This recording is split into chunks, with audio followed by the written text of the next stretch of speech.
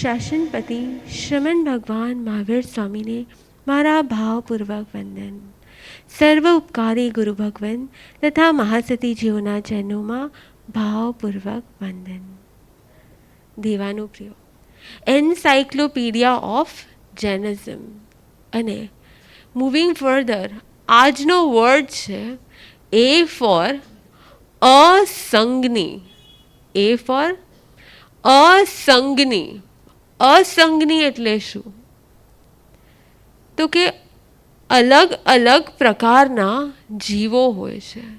એમાંથી અમુક જીવો અસંગની હોય છે તો અમુક જીવો સંગની હોય છે. તો જે જીવોને મન નથી હોતું, જે લિવિંગ બીન્સને મન નથી હોતું ને, એ બધા જ અસંગની જીવો હોય છે.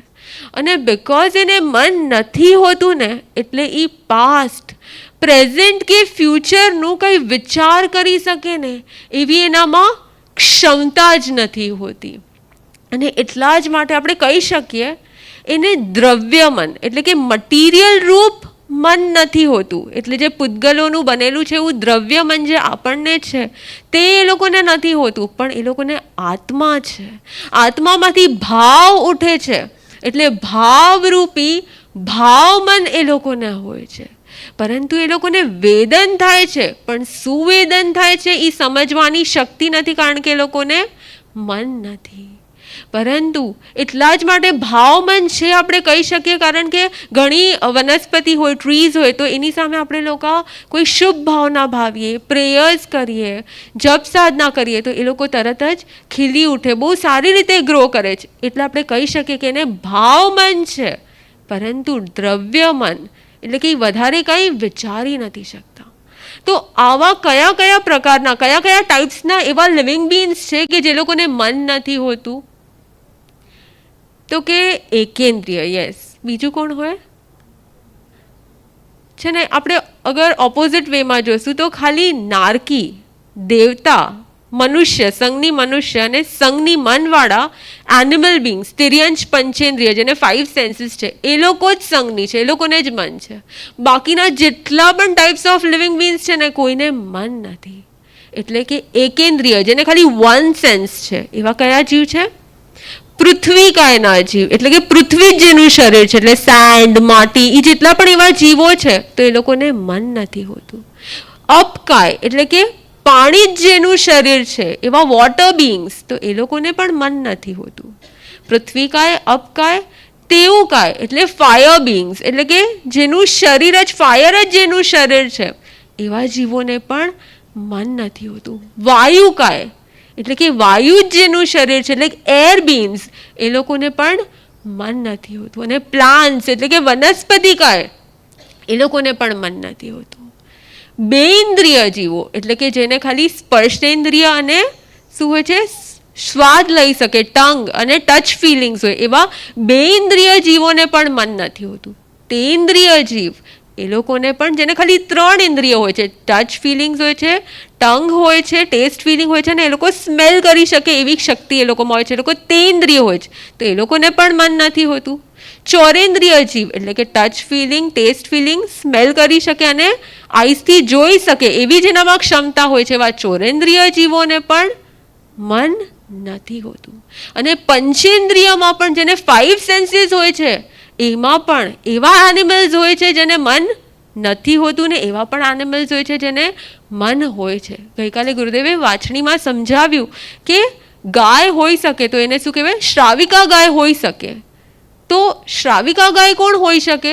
તો જેને મન હોય ને, એવા સંજ્ઞી હોય ને એનિમલ બીન્સ, તો એને જ એ લોકો જ દેશવૃત્તિ વ્રતને ગ્રહણ કરી શકે, એ લોકો જ શ્રાવક વ્રતને ધારણ કરી શકે. પણ જે લોકોને મન નથી હોતું એવા કોઈ પણ એનિમલ બીન્સ શ્રાવક વ્રત ધારણ કરી શકતા નથી. એટલે કે આપણે કેટલા બધા જીવોને જોયું કે જે લોકોને મન જ નથી હોતું, અને મન ન હોવાના કારણે એ લોકો ઉત્કૃષ્ટ શુભ ભાવ નથી કરી શકતા, એટલે એ લોકો ઉત્કૃષ્ટ પુણ્યનો બંધ, ગુડ લક બાઇન્ડ નથી કરી શકતા, અને સાથે સાથે એ લોકો કોઈ બહુ અશુભ ભાવ પણ નથી કરી શકતા, એટલે એ લોકો એટલા બેડ લક પણ બાઇન્ડ નથી કરી શકતા. એટલે કે મન વગરના અસંગની જીવો ન વધારે સત્કાર્ય કરી શકે, ન વધારે ખરાબ કાર્ય કરી શકે, પરંતુ તેઓ કેવા હોય? એકાંત મિથ્યાત્વી હોય. એટલે કે બર્થથી કરીને ડેથ સુધી એ લોકોને ક્યારે સમ્યક્ત્વની પ્રાપ્તિ થતી નથી. એટલે કે એ લોકો રાઈટ આઈડેન્ટિટી, સમ્યક્ત્વ એટલે શું? જે જેવું છે તેને તે સ્વરૂપે જાણવું. લાઈક ફોર એક્ઝામ્પલ, આપણે છીએ તો આપણે કોણ છીએ? તો આપણે આત્મા પણ છીએ અને બોડી પણ છીએ. આત્મા plus body is equal to combination. So we are combination. તો આ સમજવાની શક્તિ આપણામાં છે, અને આપણે જો માનીએ છીએ કે હા હું આત્મા છું જે પરમનન્ટ છે, અને આ બોડી ખાલી આ ભાવ પૂરતું છે, ડેથ થઈ જશે એટલે બોડી અહીંયા રહી જશે, અને આત્મા ફરી એનું ભાવ ભ્રમણ કરશે એના શુભ કર્મોને આધારે, એના અશુભ કર્મોને આધારે. તો આ સમજવાની શક્તિ કેની અંદર હોય છે? જેને મન હોય છે ને એની અંદર જ હોય છે. એટલે કે જે મન વગરના જીવો છે એ લોકોને સમ્યક્ત્વની પ્રાપ્તિ આખા ભાવમાં થતી નથી. એટલે આપણે બધા કેટલા લકી છીએ કે આપણને એવો ભાવ મળ્યો છે કે જેમાં આપણને મનની પ્રાપ્તિ થઈ છે, અને જેમાં આપણે આપણા સમ્યક્ત્વની વિશુદ્ધિ કરી શકીએ, આપણે આપણા સમ્યક્ત્વને પ્રગટ કરી શકીએ, એવા દેવ ગુરુ અને ધર્મ તત્વનો આપણને યોગ થયો છે. પણ આપણને ક્વેશ્ચન થાય કે આવા જીવોનો જન્મ મન વગરના યોનિમાં કેમ થતો હશે? કેમ કોઈ વ્યક્તિનો જન્મ એવી જગ્યા પર થાય કે જ્યાં એને મન જ ન મળે? આવું કેમ થતું હશે? ક્યારે ક્વેશ્ચન થાય? રાઈટ? તો જેટલા પણ જીવો પોતાના મનનો દુરુપયોગ કરે છે ને, ઘણા લોકોને છે ને આદત હોય, બહુ નેગેટિવ થઈ જાય, સેલ્ફ નેગેટિવ, બીજા માટે નેગેટિવ થઈ જાય. તો આપણે આ મનનો સદુપયોગ કરીએ છીએ કે દુરુપયોગ કરીએ છીએ? આપણને જે મળ્યું છે એની વેલ્યુ કરતા નથી, પણ આપણને એમ લાગે કે હા હું નેગેટિવ થઈ ગયું છે, ક્યાં મેં વધારે કંઈ કર્યું છે. કોઈ ગાયનો કતલ કરીએ તો આપણને લાગે પાપ છે, પણ જ્યારે આપણે નેગેટિવ થઈ જઈએ છીએ ને ત્યારે આપણે પણ અશુભ કર્મનો બંધ કરીએ, જેનાથી આપણને નેક્સ્ટ ભાવમાં મન ના મળે. ઘણીવાર ઘણાને આદત હોય ઓવર થિંકિંગ કરવાની, આમ થશે કે નહીં થાય, મને આ કરવું છે, આ કરવું છે, આમ કરવું છે, આટલું બધું ડિફિકલ્ટ છે, આટલું આમ છે, આમ છે. પછી કોઈકના ને કોઈકના બારામાં વિચાર કરે કે આ આમ હશે, આમ હશે. એટલા બધા પૂર્વાગ્રહ હોય, એટલું બધું માઇન્ડમાં સેટ હોય બધી વ્યક્તિઓ માટે કે આ વ્યક્તિ છે ને આમ છે, આ વ્યક્તિ આમ છે, આ સારી છે, આ ખરાબ છે. તો આપણે એટલું બધું ઓવર થિંકિંગ, આઈ થિંક ઘણા બધા લોકો એવા હશે જે લોકોને ઓવર થિંકિંગનો પ્રોબ્લેમ હશે. તો જ્યારે પણ આપણે ઓવર થિંકિંગ કરીએ છીએ ને ત્યારે આપણે એવું વિચારવાનું છે કે જો હું ઓવર થિંકિંગ કરીશ ને તો શું થશે? મને પણ ભવિષ્યમાં મન વગરનો ભાવ મળશે. એટલે કોઈ પણ એક થોટને આપણે 5 વારથી વધારે આપણે વિચારવાનું શરૂઆત કરીએ ને એટલે બ્રેક મારી દેવાની કે ના, મારે એના પર વધારે ચિંતન નથી કરવું, વધારે ઓવર થિંક નથી કરવું. યા તો આપણે કોઈ માટે કંઈ બેડ થિંકિંગ કરીએ, આપણે કંઈ પણ અશુભ વિચાર કરીએ, જો આપણને જે પ્રાપ્તિ થઈ છે એનો આપણે સદુપયોગ નથી કરતા તો આપણને એ મળવી દુર્લભ થઈ જાય છે. એટલે આજનો આ અસંગની વર્ડ શીખ્યા પછી આપણે શું વિચારવાનું છે કે આપણે ક્યારે પણ કોઈ માટે દુર્ભાવ નથી કરવાનો. જો હું આ મનનો દુરુપયોગ કરીશ તો મને ભવિષ્યમાં મન નહીં મળે અને એટલે મારો ભાવ અસંગનીમાં થશે. ઓકે, સો આજનો ફર્સ્ટ વર્ડ હતો અસંગની. આજનો સેકન્ડ વર્ડ છે આતાપના. આપણે જ્યારે પણ અગર તમે બહાર ક્યાંક જાઓ છો, સમર સિઝન છે અને તમે બહુ ગરમી થાય છે, તમે અકળાઈ જાઓ છો, બહુ પરસેવો પણ થાય છે, તમે ઘરે જાઓ છો તો ઘરે જઈને સૌથી ફર્સ્ટ તમે શું કરશો? તમારો હાથ ક્યાં જશે? ઈધર ઓન એસીના રિમોટ ઉપર ઓર ફેનની સ્વિચ ઉપર, રાઈટ? પરંતુ ઠંડી હોય કે ગરમી, એને સહજ ભાવે સહન કરવી, એને સહજ ભાવે એનો સ્વીકાર કરવો ને, એ આતાપના છે.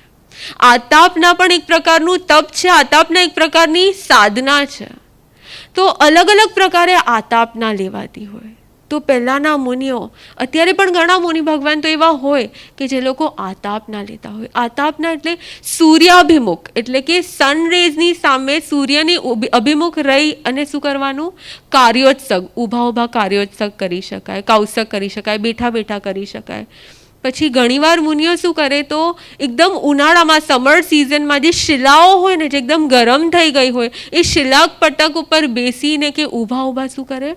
ધ્યાન કરે. ધ્યાનસ્થ અવસ્થામાં લીન થઈ જાય. અડધો કલાક, 1 કલાક નહીં, but four hours and hours, આખો આખો દિવસ, 6 મહિના પહેલાંના સાધુઓ શું કરતા? આતાપના લેતા. એવી જ રીતના એ લોકો શું કરે? કોઈ પાટિયું હોય ને, પતરું હોય ને, એને પણ ઉનાળાની ગરમીમાં બહાર રાખી દે સનરેઝ નીચે, જે એકદમ તપી જાય ને, પછી એના પર આતાપના લે. તો ઘણીવાર શિયાળામાં એટલે કે વિન્ટર સિઝનમાં એકદમ ઠંડીના સમયમાં એકદમ અર્લી મોર્નિંગ નદીની પાસે રેતી હોય, જે એકદમ ઠંડી થઈ ગઈ હોય, એના ઉપર ધ્યાન કરે. તો આવી રીતના અલગ અલગ અલગ અલગ આપણને એમ લાગે કે બહુ ડિફિકલ્ટ હશે, પણ એ ઇનિશિયલ લેવલ પર ડિફિકલ્ટ હોય, પણ ધીરે ધીરે જેમ સ્ટાર્ટ કરવામાં આવે ને, 2 મિનિટ 5 મિનિટ, પછી ધીરે ધીરે આપણું બોડી શું થાય? એના માટે કેળવાતું જાય, એની માટે પ્રેક્ટિસ થતી જાય ને એમ ઇઝી બનતું જાય. હવે આ આતાપના છે ને બહુ અલગ અલગ પોસ્ચર, અલગ અલગ આસનમાં લેવામાં આવે છે. તો શ્રી ઉવાઈ સૂત્રમાં આ અલગ અલગ આસનોનું વર્ણન કર્યું છે. તો અહીંયા થોડાક ઇમેજીસ છે જે આપણે દેખાડશું કે કયા કયા આસનમાં મુનિઓ આતાપના લેતા હોય છે. તો અલગ અલગ મુદ્રામાં ધ્યાન કરી શકાય. સૂતા સૂતા, બેઠા બેઠા અને ઊભા ઊભા. તો સૂતા સૂતા જે આતાપના થાય છે એમાં ફર્સ્ટ છે અધોમુખ શાયિતા, એટલે કે આવી રીતના ઊંધા સૂઈ અને તડકાની સમક્ષ 1 કલાક, 2 કલાક, તો ક્યારેક 12 કલાક સુધી આતાપના લેવામાં આવતી હોય છે. આને કહેવાય છે અધોમુખ શાયિતા, એટલે કે ઊંધા સૂઈને લેવાતી આતાપના. આના પછી નેક્સ્ટ છે પાર્શ્વમુખ શાયિતા. પાર્શ્વમુખ શાયિતા એટલે એક પડખા ઉપર સૂઈને લેવાતી આતાપના. મે બી વર્ડ્સ ડિફિકલ્ટ હશે, પણ આપણે અલગ અલગ પોસ્ચર જોઈને એ જ વિચારવાનું છે કે અલગ અલગ આસનમાં પણ કઈ રીતે આપણી અંદરનો સ્થિરતાનો ગુણ, આપણે આપણી સ્ટેબિલિટીને કઈ રીતે ડિવેલપ કરી શકીએ. તો પાર્શ્વ શાયિતા એટલે કોઈ પણ એક પડખા પર સૂતા સૂતા લેવાતી આતાપના. પછી થર્ડ ટાઈપ છે જેની અંદર છે ઉત્તાન શાયિતા, એટલે કે સીધા ચત્તા સૂઈને લેવાતી આતાપના. એનું નામ છે ઉત્તાન શાયિતા. તો આ 3 મુદ્રા છે જે સૂતા સૂતા ધ્યાનસ્થ આ મુદ્રામાં, એટલે કે આપણને એમ થાય ને સૂતા સૂતા પણ ધ્યાન કરી શકાય. ઇનિશિયલ લેવલ પર ઊભા ઊભા ડિફિકલ્ટ થાય સ્થિરતા કેળવવી, તો સૂતા સૂતા આ 3 મુદ્રામાં ધ્યાન દઈ શકે. પછી નેક્સ્ટ છે બેઠા બેઠા. તો બેઠા બેઠા કઈ મુદ્રા છે? આ છે ગોદુહાસન, એટલે કે જે મુદ્રામાં પ્રભુ મહાવીરને કેવળ જ્ઞાન પ્રાપ્ત થયું હતું ને, 2 દિવસ છઠ કર્યો હતો એમને, અને 2 દિવસ સુધી કંઈ પણ ખાધા પીધા વગર એમણે આ મુદ્રામાં બેઠા હતા અને ધ્યાન કર્યું હતું, જેના કારણે એમને શું થઈ ગયું? એમના બધા જ કર્મો ક્ષય થઈને એમને કેવળ જ્ઞાન પ્રાપ્ત થઈ ગયું. તો ઋજુવાલિકા નદીના કિનારે. તો આ રીતે આ આસનમાં બેસવું ઇટ ઇઝ વેરી ડિફિકલ્ટ. અગર તમે થોડીક વાર ક્યાંક ઘરે જઈને મે બી પ્રેક્ટિસ પણ કરશો ને તો બેલેન્સ રહેવું ઇઝ ડિફિકલ્ટ. પણ જેમ જેમ તમે આ આસનની મુદ્રામાં ધ્યાન કરો ને એમ એમ તમારું કોન્સન્ટ્રેશન લેવલ ધીરે ધીરે એનહાન્સ થતું જાય. સ્ટાર્ટિંગમાં 2 મિનિટ, 5 મિનિટ, 10 મિનિટ, અને જેમ જેમ તમે ડ્યુરેશન વધારશો ને ઓટોમેટિકલી સ્થિરતા આવતી જશે. પરંતુ આ બધા જ આસનમાં આતાપના આપણે ગુરુની આજ્ઞા લઈ અને પછી કરાતી હોય છે. હવે નેક્સ્ટ છે, આ છે ગોદુ આસન. આના પછી નેક્સ્ટ છે ઉકડું આસન, એટલે કે જે ઉત્કૃષ્ટ આસન આપણે જે ગઈકાલે આવશ્યકની આરાધના શીખી એની અંદર ગુરુ વંદના કયા આસનમાં બેસીને કરવામાં આવે છે? તો આ ઉકડું આસનમાં બેસીને કરવામાં આવે છે. તો આ આસનમાં બેસીને પણ ઘણા મુનિઓ શું કરતા હોય છે? આતાપના લેતા હોય છે. એના પછી નેક્સ્ટ છે પર્યક આસન, વિચ ઇઝ વેરી સિમ્પલ. પલાઠી વાળીને બેસવું. આપણને લાગે વેરી સિમ્પલ, પણ અહીંયા અગર 2 કલાક પણ પલાઠી વાળીને બેસવું હોય તો ડિફિકલ્ટ હોય. પણ એમાં પણ સનરેઝની નીચે આટલા તડકામાં સવારથી કરીને સાંજ સુધી આવી રીતના બેસવું ઇઝ લિટલ ડિફિકલ્ટ. પણ ધીરે ધીરે ધીરે ધીરે પ્રેક્ટિસથી આ પણ પોસિબલ થઈ શકે. તો આ બેઠા બેઠા પર્યક આસનમાં લેવાતી છે, જે આતાપના છે એનું નામ છે પર્યક આસન. હવે આવે છે ધીરે ધીરે ઊભા ઊભા લેવાતી આતાપના. તો ઊભામાં છે હસ્તી શોડિકા. સો આની અંદર જેમ એલિફન્ટ હોય એની ટ્રંક હોય એવી રીતના હોય છે બેસવાનું, પણ એક પગને ઉપર કરી અને એલિફન્ટની ટ્રંક કેમ સીધી રાખે એ રીતે સીધી રાખી અને કલાકોના કલાકો આ આસનમાં પણ આતાપના લેવામાં આવતી હોય છે. એના પછી નેક્સ્ટ આસન છે સમપાદિકા. એક પાદિકા. ઓકે, પહેલાં એક પાદિકા છે. એક પાદિકા એટલે એક પગ પર ઊભા રહીને. આપણને તમારામાંથી ઘણા જણને ખબર હશે, ઘણાને નહીં ખબર હોય, પણ પરમ ગુરુદેવ આવી રીતના કલાકોના કલાકો એક પગ પર ઊભા રહીને શ્રી ઉવસકરમ સ્તોત્રની આરાધના એમને જ્યારે સિદ્ધ કર્યો હતો, તો ત્યારે કેટલા કલાકો સુધી ઇનિશિયલી બહુ ડિફિકલ્ટ હોય, પરંતુ ધીરે ધીરે ધીરે ધીરે જેમ આપણું બોડી આપણે ટ્રેન કરીએ ને એ રીતે ટ્રેન થાય.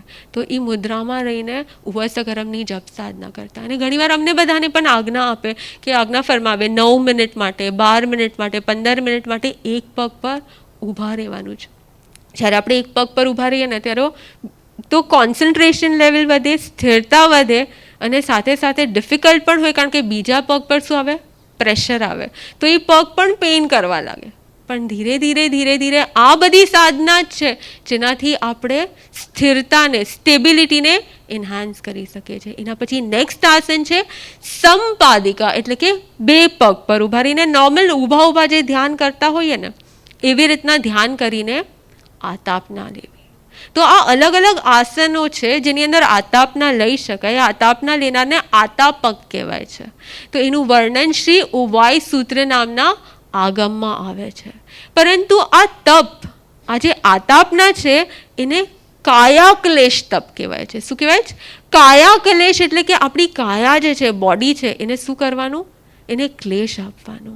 એટલે કે ઘણીવાર ઘણા લોકો હોય ને, નાનકડી પણ પ્રોબ્લેમ આવી જાય, હર્ડલ્સ આવી જાય તો શું થઈ જાય? બહુ હતાશ થઈ જાય. અને આજે બહુ કોમન પ્રોબ્લેમ છે, બધા ડિપ્રેશનમાં વયા જાય. પણ આવું કેમ થાય છે? તો નાની નાની પ્રોબ્લેમ્સ પણ છે ને ક્યારેય સોલ્વ નથી કરી, સ્ટ્રગલ્સ ક્યારેય જોઈએ જ નથી, જેના કારણે શું થાય છે? થોડોક પ્રોબ્લેમ આવે ને તો હું શું કરીશ, કેવી રીતના થશે, મારાથી તો આ નહીં થાય, પહેલેથી જ નેગેટિવ થઈ જાય. પણ આ કષ્ટ સહિષ્ણુતા, એટલે કે આ કાયાકલેશ તપથી આપણી અંદરમાં કયા ગુણની વૃદ્ધિ થાય છે? તો કષ્ટ સહિષ્ણુતા, એટલે કે આપણે ધીરે ધીરે કષ્ટને સામેથી વેલકમ કરીએ ને તો આપણું બોડી, જેમ જેમ બોડી ટેવાય ને એમ આપણું મન પણ ટેવાઈ જાય. એટલે આપણે ધીરે ધીરે કષ્ટને સહન કરીએ ને તો પછી over the period of time કોઈ મોટું કષ્ટ પણ આવે ને, કોઈ મોટું પ્રોબ્લેમ્સ પણ આવે ને તો આપણે બહુ ઇઝીલી એને એક્સેપ્ટ કરી શકીએ. એટલે કે નાનામાં નાની સાધના હોય કે પ્રભુએ બતાવેલી કોઈ પણ સાધના હોય, એ આપણી અંદરના અલગ અલગ ગુણોનો વિકાસ કરે છે. એટલે આજનો આ આતાપનાનો ગુણ આપણી અંદરની સહનશીલતા ગુણનો, આપણી અંદર રહેલી કષ્ટ સહિષ્ણુતા ગુણની વૃદ્ધિ કરે છે. એટલે આજે આપણે 2 વર્ડ શીખ્યા છે. કયા કયા? અસંગની અને આતાપના.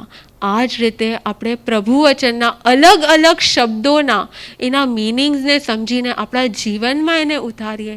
એ જ આજના દિવસે ગુરુદેવના ચરણમાં પ્રાર્થના.